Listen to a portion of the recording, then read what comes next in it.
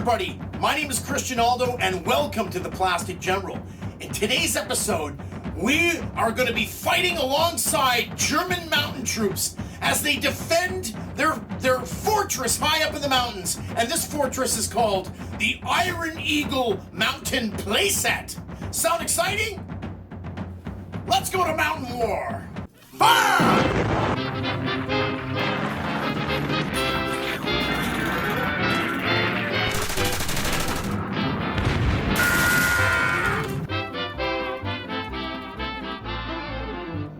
Welcome back, and here we are for our 34th episode. And this episode is called the Iron Eagle Mountain Playset. You know, I want to thank all the subscribers that have been with us all this time, and you guys out there who have not subscribed to the show yet, please hit the subscribe button because, you know, it would be great to get to 1,000 subscribers. We want to get that before it's our 1-year anniversary, which will be in March. Okay, so let's get to the first of our two sponsors for this episode. And our first sponsor is Rick's World of Toys. You know, Rick is out of England, and he specializes in creating conversions of 132 scale, Britain's Detail, a Matchbox, and Airfix. As you can see, this is a Britain's Detail Africa Corps mortar team. And you know what's strange is that Britain's Detail never made an Africa Corps mortar team. But you know who did? Rick's World of Toys. He customizes these figures to so you can expand your classic sets with poses that never existed. That's Rick's World of Toys on Facebook. And our next sponsor is 3D Printer Chick. Fine producer of 132 scale, 3D printed tanks and vehicles, and she has a massive catalog on eBay. Check her stuff out. And this particular item is a German Bison, and it's printed up for me in 132 scale. Now the Bison was a self-propelled gun that it came with it basically drove a SIG 150 millimeter cannon, and it could fire from the chassis, or it could be removed off the chassis and it could fire separately. Now here's a couple figures for scale. Look how great that is. Look at the detail. It'll be a long time before someone produces this as a toy, so you might as well get it printed up at 3D Printer Check on eBay.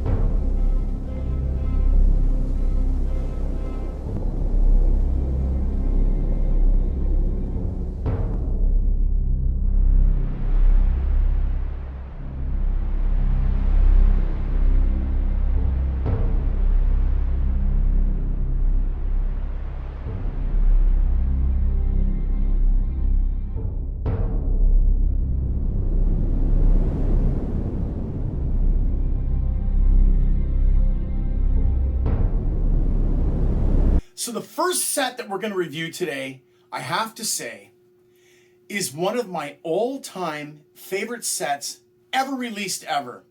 Now, it wasn't the best sculpted set in the world, but it was damn well the most adventurous. And I know that a lot of you have those same feelings because this thing came out in 1971, and it is a fun set. And it was inspired by that movie, Where Eagles Dare. Starring Richard Burton and Clint Eastwood. So here we go with the first three poses of the Airfix 132 scale German mountain troops. So the first figure we have is a signals guy. So this guy would be on top of the mountain and he'd be signaling with the flags, the yellow and the red flag. And then here you have a commander pointing. And then here you have a guy making his way up a mountain with his ice pick. Now, I'm going to explain something that's really important. You know, like Airfix, what they did is they reissued all of their figures. And they reissued them in like a stiffer sort of like polystyrene kind of plastic.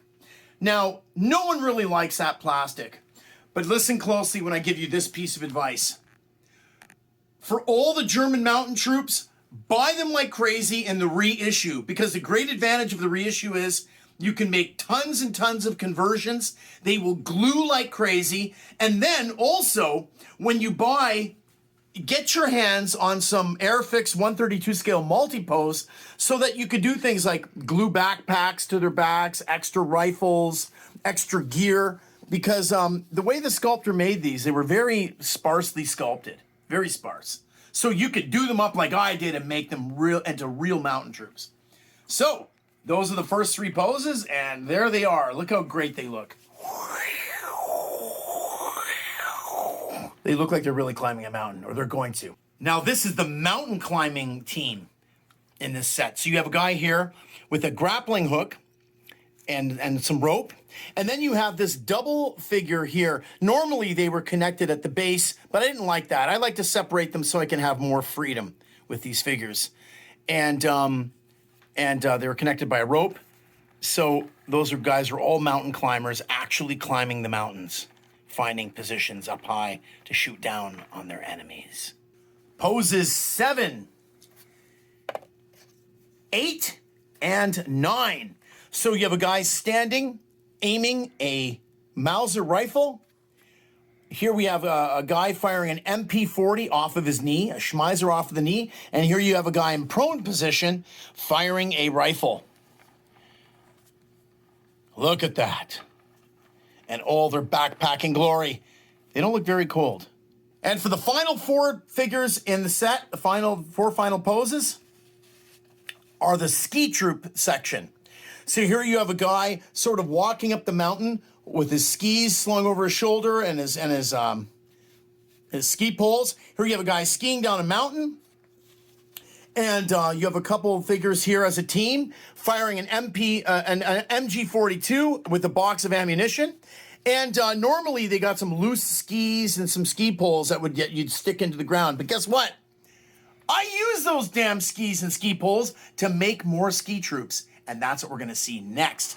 So there you are with all 13 poses of 132 scale Airfix German mountain troops in all of their glorious glory. Now, let's get on to the 14 poses I made of conversions. Are you ready for my favorite conversions I've ever made? Here they are. Okay. So you have a figure here as a commander with binoculars waving to somebody. Then down here, you have a figure firing an MG34. And then here you also have another figure with binoculars assisting him. And here you have a regular soldier sort of like making his way up the mountain with his rifle slung, and he's got a pick, a nice pick here. And of course, with the help of multi-pose, you know, it's limitless. And that reissue plastic is very gluable. Conversion poses 5, 6, and 7. So I have a guy here kneeling, firing an MG42, probably off of a rock.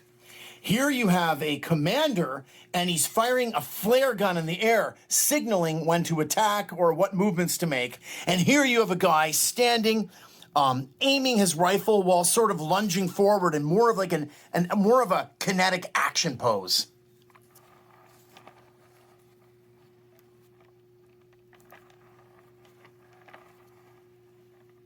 Here we are with poses 8, 9, and 10. So we have a figure firing a Schmeiser. We have a guy holding a rifle, throwing a grenade. And we have one here kneeling, taking aim. Some good poses that were not included in the original set. Much needed. And finally, for the piece resistance, the Plastic Generals ski troops. So, you know what? Maybe we should just do 2 at a time because they're too damn good. Okay, so the first 2 figures, we have a commander who stopped skiing and he's pointing somewhere. He sees some enemies behind some formations. And here you have a figure who's firing his rifle while he's static and he's firing his rifle. This can be done, guys. You just you just super glue the skis to the bottom of the figures after you remove the bases from their feet. And for all you cross-country skiers out there, look at these guys. These guys are really moving fast. I really love the way this guy really looks like he's sort of maneuvering and skiing quickly down the mountain. And here you have another guy he's more like he's cross-country skiing. They have all kinds of gear on their backs. Places to go, people to kill. Here are my babies in all of their glory. I wish I could make these. I wish I could send these back to myself back when I was 23 years old, when I found out that this set existed. It was so exciting. I wish I could send them back in a time machine. But there they are. The Plastic Generals, 14 poses of conversions, and it's limitless.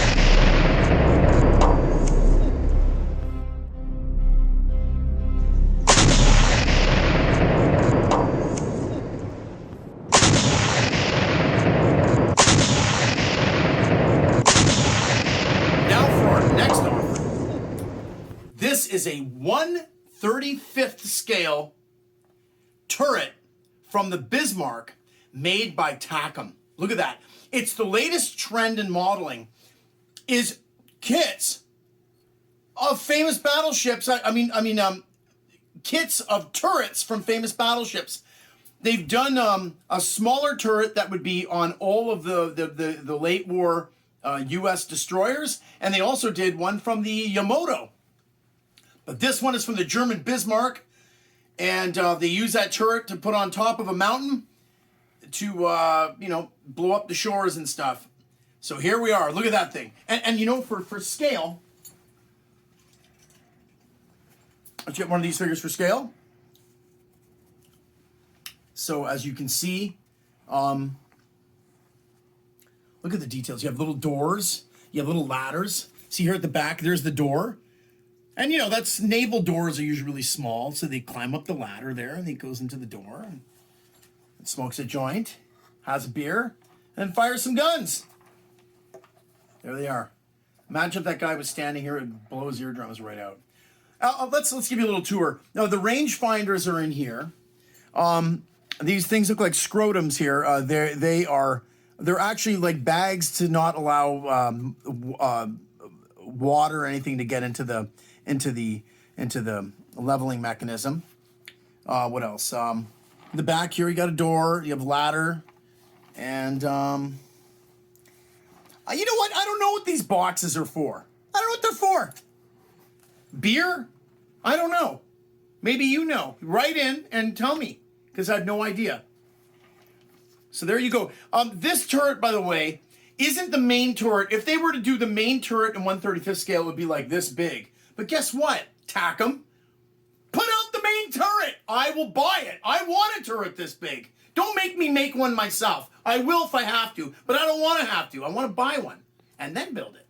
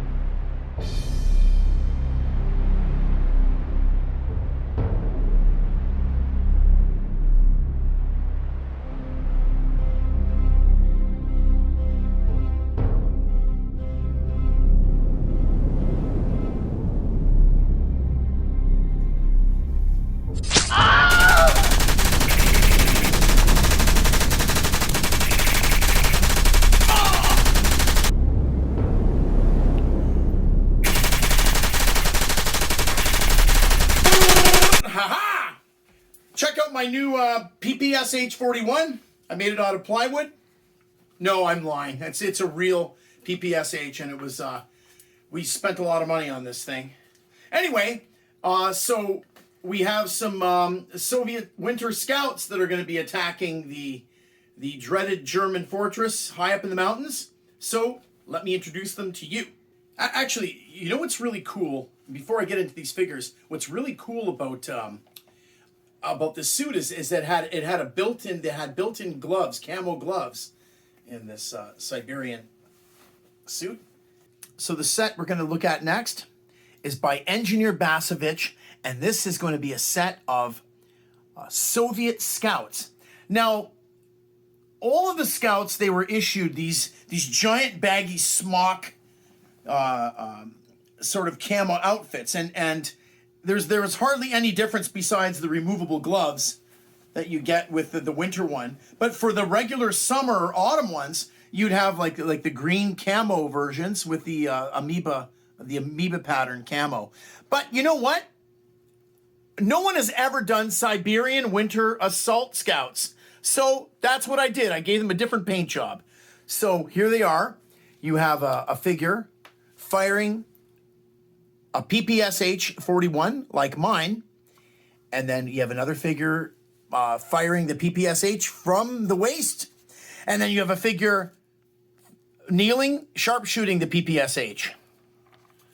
Three fantastic figures. You know, this set is completely out of print now. You can't get it anymore. What a great subject. Soviet scouts. Well, I made them winter scouts. And now for the next poses. So when this set came out, I was so excited by it, I bought 3 boxes. So with the ones left over, I was able to make a conversion. So this figure is a scout creeping up on, let's say, a German sentry with his big spooky knife, and he's wearing a side cap like I am, and he has his submachine gun strapped to him. So what I did was, I don't need a bunch of guys with knives, I only need one. So with the other 2, what I did is I made a very clever little conversion. What I did is I cut his head off and I faced it this way. And then from another figure, I got one of those Soviet multi-grenades, and I took the knife out and I drilled in his hand and made him now throwing a grenade. So that's the same figure, folks. But look how cleverly it's hidden. It looks like a 5th pose. Much needed. So here they are, 1/32 scale, Soviet scouts. Well, I made them into Soviet winter scouts by Engineer Basevich. That's all 4 poses plus the conversion that I made. Good luck finding them, but they're still out there if you're willing to find them.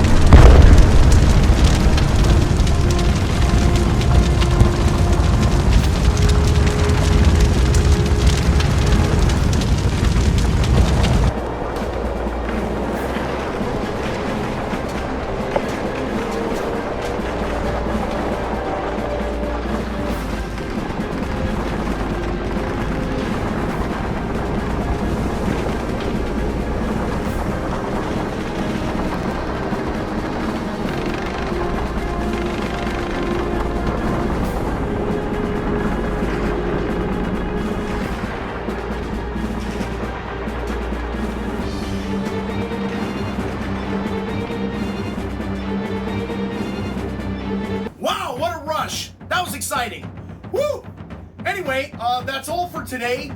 Just a reminder, please remember to hit the subscribe button. We want to get that 1,000. We're so close. What else? Or hit the little bell so you'll always be notified about the new episodes. Remember, guys, it takes so much effort and thousands of dollars to build the props and to buy the real weapons for this show.